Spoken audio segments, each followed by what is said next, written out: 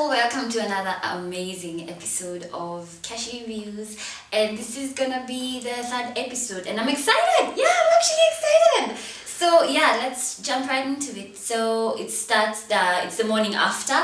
They're sitting, I think they're having coffee or something. They're talking about Pendo's late performance. By the way, it was actually quite dope. It was dope. And people are telling her the way it's amazing. Yola is present. At least this time she remembered her hair. It's a good thing she remembered her hair this time. I don't know, ulikuwa umepeleka nywele yako wapi the last time, baby girl. Don't do that. It wasn't a really good look. Yeah, and then Rispa opens up about the situation with Brian and the hot chick issue. Because for you to save someone, as in for you to save someone as hot chick, it means you have to have had like some sort of conversation. Like definitely you guys know each other. If it was a random text or a random phone call from some chick who you haven't saved, yeah, that's a different conversation.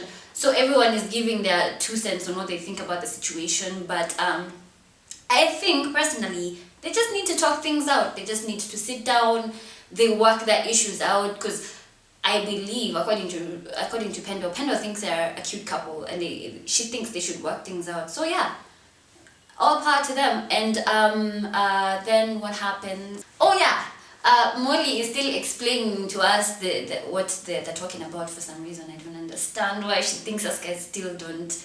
It's like we're not listening to what they're saying. Tunasikia, Molly, you don't need to explain to us guys. And by the way, I'm developing a liking for Bridget, because that girl is raw and unfiltered. She just says whatever she thinks, and I like people like that. You don't need to be a T to have inhibitions and boundaries. You just say what you think. And then she starts talking about she cannot be engaged to someone for more than 3 months, and then she starts saying the way a T. She doesn't understand how Yola has been engaged to Prezo for all that long and they haven't gotten married. But I believe everyone's relationship is different, yeah? If your relationship is working the way it is, regardless of whether you guys are, if you guys have titles or if you guys ain't having titles in your relationship, if it's working the way it is, why complicate matters? Yeah, how she says, there's no point of staying with someone for so long, yet you've been engaged, as in there's no point of being engaged to someone for so long. Because by that point of getting to engagement, you guys should have known each other so well, yeah? So there's no point of lengthening an engagement, yeah? And I also believe there's no point a man to come into your life and leave you worse than he found you. That's not right. A man should leave you better than he found you. So if he's not building you, there's no point of you guys staying together if your relationship is not working. And then I also discovered Yola has protested her ring. I think she lost her ring 3 months ago, which is quite careless. You should get another ring if you lost yours. And something that's interesting, she's been with Prezo for 3 years, yeah? And for some reason, she doesn't know the lyrics to any of his jams. I mean, if you're in a relationship with someone, you're supposed to be the biggest fan, the #1 fan, Like, I'm not saying you should be able to sing all the songs word for word, but at least know some, If you don't know, your relationship looks, forgive me for saying this, but it looks rather fake. Yeah, it looks like it's for sure. So yeah, she's being real about it, but yeah, she doesn't really. To be honest, I don't think Yola gives a damn what people think about her relationship. And yeah, I mean, if she thinks it's working the way it is, who am I? Who am I to complicate things for her? Let things be. So yeah, and then we're taken to Louis and Brian. They're sitting in a restaurant, and then Louis has come with some chick. I don't know what her name is. The 3 of them, they're having something. They're having a drink, yeah. And then Louis excuses himself, and then he goes and hotels for like 2 hours. My nigga, kwani it was a huge dump. Like how? He disappears for 2 hours. So this guys now start to talk because they've been left on the table, the 2 of them. The least you can do is have a conversation. And then Brian, you don't need an accent. We get you're from ATL and stuff, but you see the accent is in there. So usifos, because it sounds. Ukianza hizo accents, by the way, nitakucheka hadi the end of this season, by the way. So all of a sudden, out of nowhere, Rispa shows up Then she goes a little bit crazy. I think she starts thinking that the chick who's sitting next to her man is hot chick.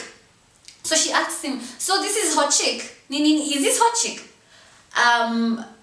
Brian really tries. Brian really tries to explain, this is Louis' girl. She has nothing to do with me. But you see, from a woman's point of view, I've already had insecurities about you because of what I've seen on your phone. And now all of a sudden, I'm finding you in a restaurant with a chick. And if it's Louis' girlfriend, it's Louis' mommy, where is Louis? You see, I understand why Rispa was pissed, but I really commend Rispa for not, going off the handle and being all extra and being ridiculous and, being dramatic. Because you see, that loves that drama. And also Brian, the way he handled it like a boss, At some point when you run after a chick when she's like that, she's pissed like that, if anything, it actually makes matters worse. It makes them more upset and, it makes them more vulnerable to, a blow up and all that stuff. The best thing sometimes is just let her cool down because she was already with Pendo, so she was good, yeah? Louis comes back, Brian tells him that, hey, by the way, Rispa passed through here and then he found me with your chick and then she flipped. Louis tries to call Rispa. Rispa doesn't pick up, and I understand. She's very upset at that point. So I get it. Just let her calm down, and then probably she'll be good. The next scene is Prezzo and his lady Yola. I think they're getting matching tattoos of each other. This is a problem, yeah.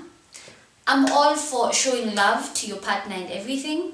But this thing for getting tattoos, permanent tattoos of each other, I think it's a bit extra. Because to be honest and to be realistic, relationships these days are very unpredictable. There's no for saying that your relationship is going to last forever. To be honest, it's the 21st century. Let's just wake up. So getting permanent tattoos of each other, I think it's a bit extra.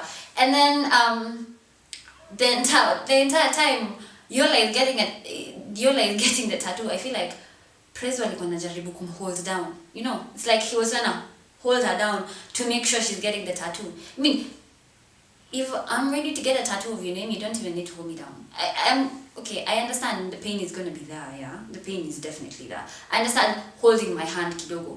But she wanted to walk away. She wanted to leave. So that's I think that was a bit much. That whole scene was, to be honest, very irrelevant. I think Prezzo was trying too hard to, make a huge gesture of, I love my woman, so I'm gonna make something big and do something crazy and out of proportion. But hey, she said no and she doesn't give a shit what people think about that tattoo, so whatever.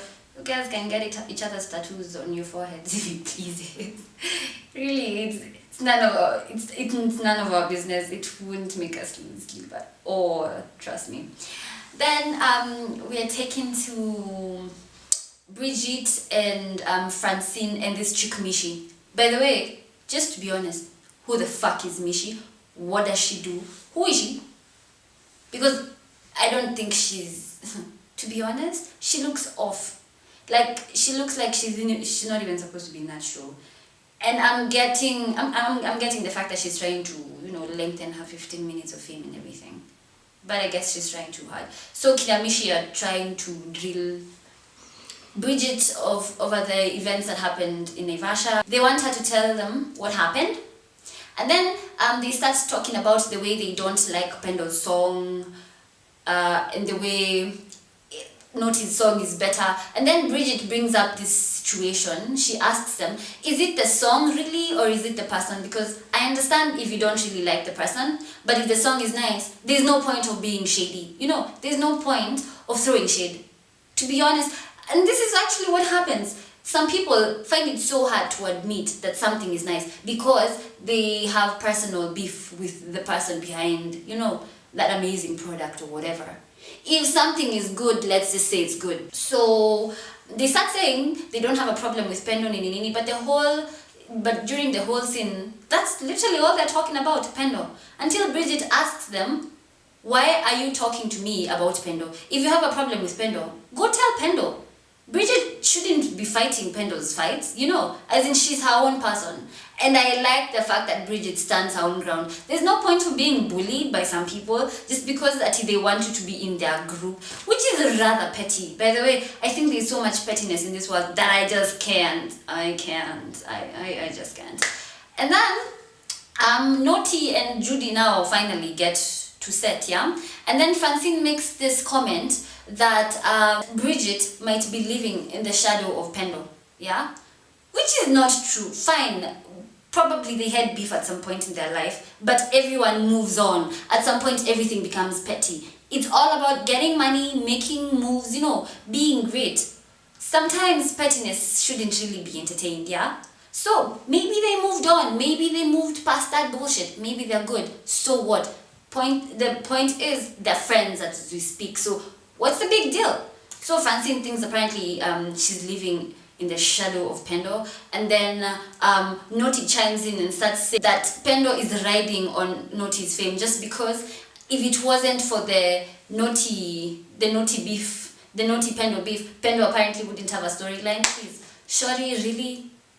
By the way, your song is dope and all that, but when you start talking like this, it shuts everything good about that song, and you just end up being petty as everyone else.